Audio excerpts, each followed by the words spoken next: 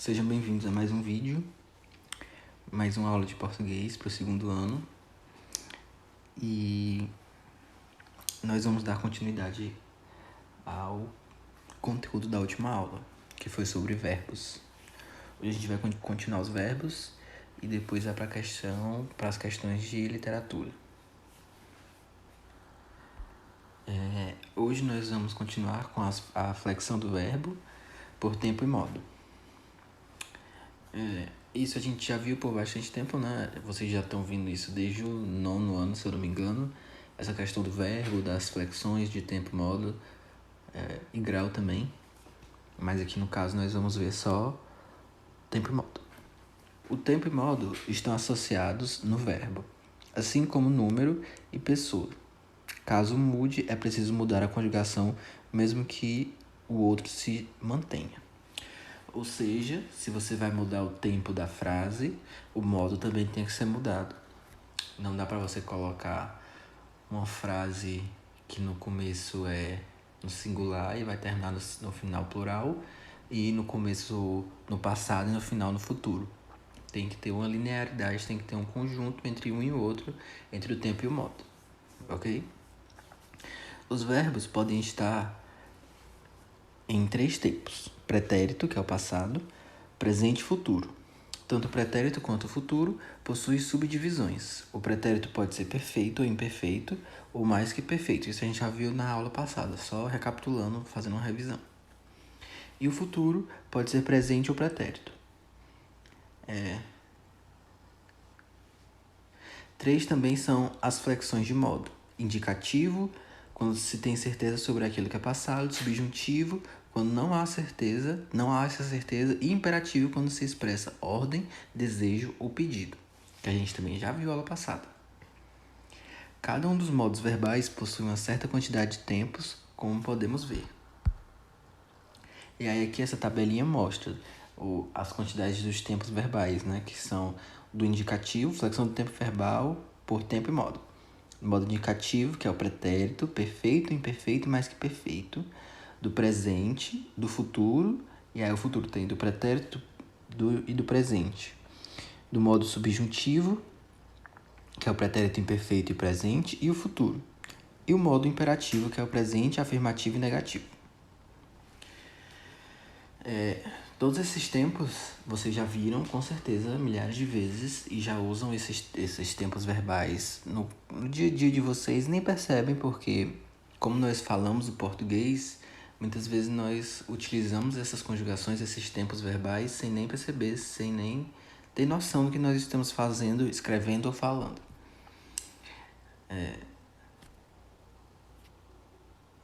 Então, para nós, é mais fácil quando nós sabemos o significado do que é cada um, por exemplo, que o pretérito é o passado.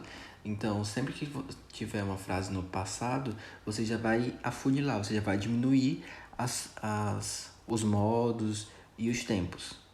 Está no passado, então, ou ele é pretérito perfeito, imperfeito ou mais que perfeito, ou ele é futuro do pretérito, ou ele é o subjuntivo, né, que é o pretérito imperfeito, ou o modo imperativo. Não, o modo imperativo não. Então, você já tem essa no caso do pretérito, que é o passado. Então, você já exclui o presente e o futuro. Então, já fica mais fácil de saber o que você está tratando, qual é o tempo que você está tratando. Os tempos vistos acima são chamados de tempos simples, além dos modos e tempos acima. Os verbos também possuem mais 3 formas nominais, podendo se comportar como adjetivo, advérbio e substantivo. As formas nominais são 3: imperativo pessoal e impessoal, gerúndio e particípio, que também vocês já viram e já conhecem. Agora, como eu falei para vocês, essa primeira parte de gramática é só uma revisãozinha simples para a gente rever o conteúdo e saber do que a gente está tratando. E agora nós vamos para a parte da prosa realista, que é a nossa parte de literatura, é a nossa parte que a gente está dando continuidade. A gente começou lá no romantismo, e aí tá vindo desde a prosa gótica, agora a prosa realista, para poder continuar e concluir o segundo ano de vocês com todos os conteúdos que vocês precisam, ok? E aí lá no terceiro ano vocês vão ver o modernismo, o realismo, por aí vai.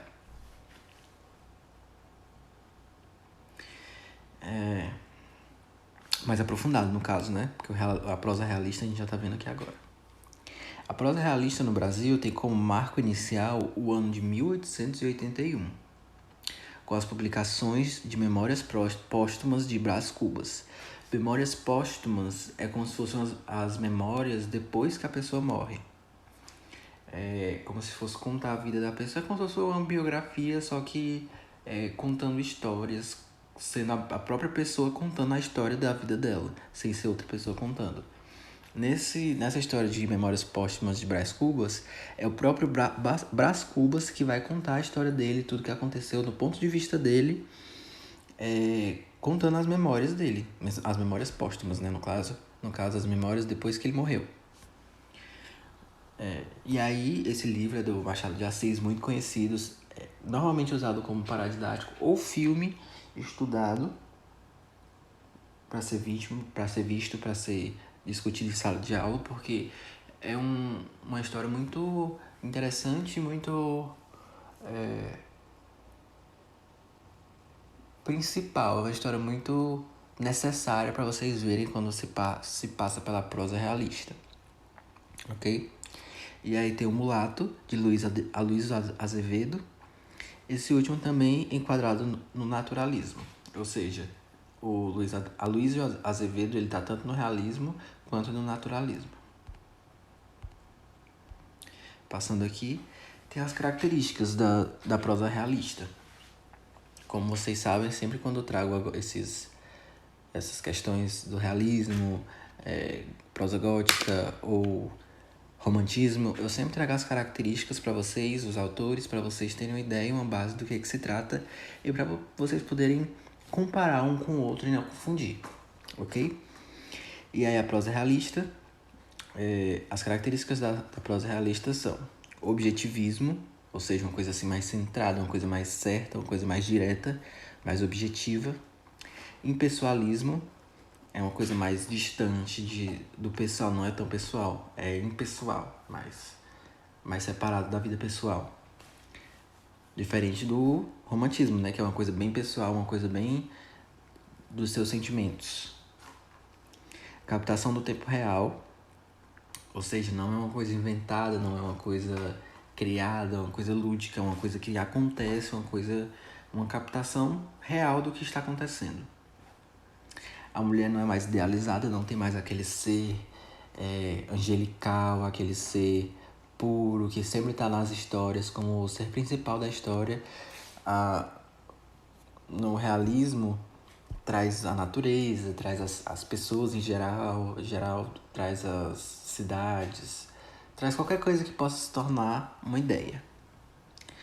O retrato da mulher é cru, com seus defeitos e qualidades. No romantismo, ela só tinha qualidades, só tinha coisas boas, só tinha coisas que agregassem valores à mulher, aquele ser amado, aquele ser idealizado. Já no caso do realismo, como é realista, é uma coisa real, traz tanto as qualidades, as coisas boas, quanto os defeitos, as coisas ruins. Não existe o amor romântico. Não é mais aquele amor idealizado como é no romantismo, que só vai dar certo se tiver aquele amor, se tiver aquela paixão, que se não der certo as pessoas cometem suicídio, esse tipo de coisa. Já no realismo não, as pessoas são realistas, as pessoas veem o romance não deu certo, ok, parte para a próxima, ver se vai dar certo, se vai ficar solteiro, mas a vida não acaba depois que o romance acaba também. Os relacionamentos amorosos são marcados por interesses. Aqui já não é mais aquela questão do amor romântico, como já tinha dito a característica anterior. Já é mais uma questão do amor por posses, por interesse, por dinheiro, por propriedades, por qualquer coisa que fosse elevar a vida social daquela pessoa. Que aquela pessoa fosse ter mais posses, a família da pessoa fosse ter mais nome, pudessem ser mais condecorados. E o casamento é questionado.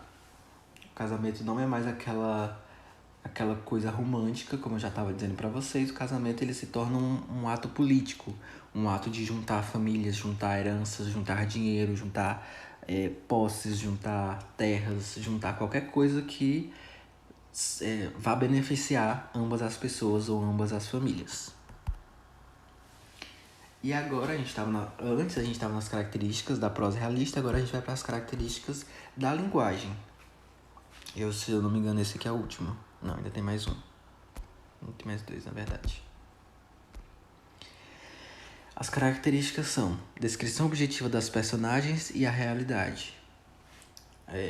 Já é uma descrição assim, mais direta, uma descrição mais sem rodeio.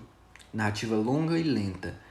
A narrativa conta, já que os personagens não vão ser detalhados, a narrativa é bem detalhada, tudo que acontece, toda a história e tudo mais. Exploração psicológica da narrativa, ou seja, o tanto que as descrições dos personagens fisicamente é diminuída, as psicológicas para as tramas narrativas ela é aumentada, porque traz mais veracidade, traz mais conteúdo para a história. E detalhamento dos problemas ambientados. Que aí pode ser problema familiar, pode ser problema matrimonial, que é no casamento, pode ser problema entre famílias e por aí vai. A origem da prosa realista. O movimento do realismo surgiu a partir de uma reação ao subjetivismo, ao individualismo e ao eu romântico. Ou seja, o realismo é o completo oposto ao romantismo. Tudo que o romantismo o realismo não é. Ok? No realismo, a razão, a pesquisa e a ciência ocupam o lugar antes reservado ao sentimentalismo, como eu acabei de dizer para vocês. É por seguir essa estética que os realistas procuram retratar o homem e a sociedade a partir da observação do ambiente. E o ambiente são considerados os costumes, as atitudes, os comportamentos enquanto ocorre a busca pelas causas dos fatos e fenômenos retratados nas obras. Ou seja, o ambiente não é mais aquele ambiente romântico, aquele ambiente mais fechadinho, assim, é um ambiente mais aberto à cultura, à pintura, à música, a pessoas, a pensamentos filosóficos e por aí vai.